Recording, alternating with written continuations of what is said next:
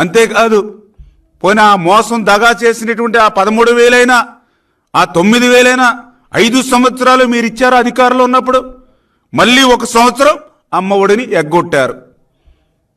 ఇన్ని వాస్తవాలు కళ్ళకు కనిపిస్తూ ఉంటే మరి ఈవేళ సిగ్గు లేకుండా తల్లికి వందనం గురించి మీరు ఎట్లా మాట్లాడగలుగుతారు?